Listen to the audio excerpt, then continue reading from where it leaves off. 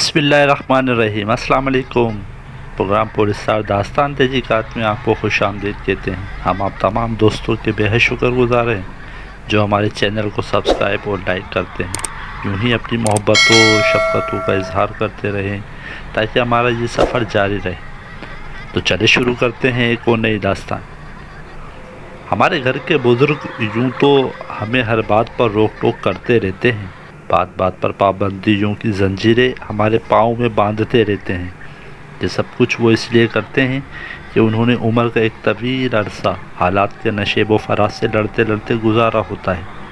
दुनिया के हर रंग से वाकिफ़ होते हैं और अच्छे बुरे का फ़र्क इन्हें बाखूबी मालूम होता है। मगर अफसोस कि आज हमारी नई नस्ल इसको पसंद नहीं करती और कुछ इस तरह कहती नज़र आती है, जनाब नया ज़माना है और ज़माने के हिसाब से चलना पड़ता है। और फिर यही नया ज़माना आगे चलकर ऐसी ठोकर खिलाता है कि इंसान संभल नहीं पाता। इसी तरह की एक दास्तान आपकी समाअतों की नज़र कर रहे हैं। शाज़िया जो कि लाहौर की रहने वाली है, दो भाइयों की इकलौती और दोनों भाइयों से छोटी थी। चंचल सी, नाजुक सी, दरमियाना कद और रंगत दूध जैसी थी।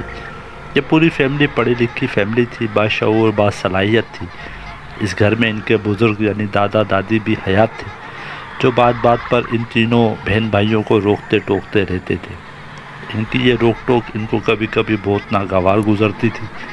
इनके दादा और दादी थक हाकर ये कहकर खामोश हो जाया करते थे कि समझाना हमारा काम है, मानो या ना मानो तुम्हारी मर्ज़ी।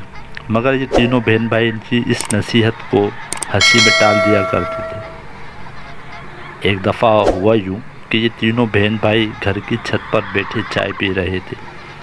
शाम का सूरज धीरे धीरे ढल रहा था और रात की तारीकी अपने पाँव फैला रही थी। घर के सहन में खड़ी दादी मुसलसल आवाज़ें लगा रही थी कि यह वक्त छत पर बैठने का नहीं, नीचे आ जाओ। मगर ये तीनों बहन भाई अपनी दादी की आवाज़ को सुनी अनसुनी कर रहे थे। फिर क्या होना था? जैसा कि हम सब ने सुन रखा है कि मगरिब के वक्त और असर के बाद छतों पर या खुले सहन में बैठने से परहेज़ किया करें। बस ऐसा ही कुछ इन तीनों बहन भाइयों के साथ भी हुआ। जैसे ही मगरिब की अज़ानें शुरू हुई और अंधेरा छाने लगा तो अचानक शाज़िया अपनी कुर्सी से नीचे मुँह के बल गिर गई, जिसकी वजह से इसके माथे पर चोट आई और खून निकलने लगा। बस ये ही शुरुआत थी। ये तीनों बहन भाई बहुत ज़्यादा घबरा गए। इस छत पर हमारे सिवा और कोई नहीं है। फिर शाज़िया को धक्का किसने दिया? फिर दोनों भाई शाज़िया को उठाकर नीचे कमरे में लेकर आ गए। अब इनके घर में एक कोहराम मच गया। दरअसल शाज़िया कुर्सी पर बैठी चाय पी रही थी।